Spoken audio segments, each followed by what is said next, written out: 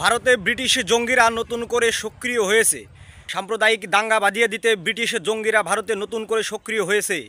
একই সঙ্গে আপনারা কিছুদিন ধরে ভারতীয় মিডিয়ায় দেখতে পারছেন বিভিন্ন রাজ্য থেকে জঙ্গি আটক হচ্ছে। এই জঙ্গি ভারতীয় উগ্রপন্থী আরএসএস ও বিজেপির জঙ্গি। এরা বাংলাদেশ এবং বাঙালির মুসলিমদের নির্যাতন, নিপীড়ন, নিধনযজ্ঞ চালিয়ে যাচ্ছে। আপনারা কিছুদিন ধরে দেখতে পারছেন ভারতের বিভিন্ন রাজ্যে জঙ্গিরা যেভাবে ধরা পড়ছে।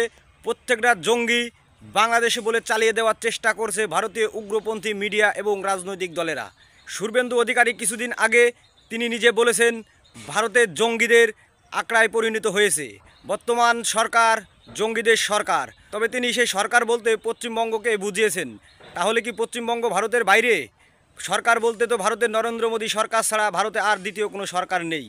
তাই সকলকে বলতে চাই, ভারতে নতুন করে সক্রিয় হয়েছে ব্রিটিশের জঙ্গিরা, যারা একবার 1905 সালে দেশ ভাগ করেছে, 1947 সালে ভারত ভাগ করেছে, 1971 সালে গ্যাঞ্জাম ফ্যাসাদ বাঁধিয়ে যুদ্ধ বাঁধিয়েছে।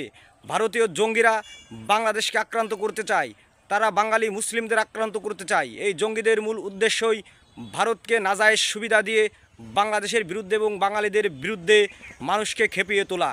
তাই ভারতীয় মিডিয়ার এই জঙ্গি নাটক কেউ এখন আর বিশ্বাস করছে না, কারণ ভারত নিজেই জঙ্গি রাষ্ট্রে পরিণত হয়েছে।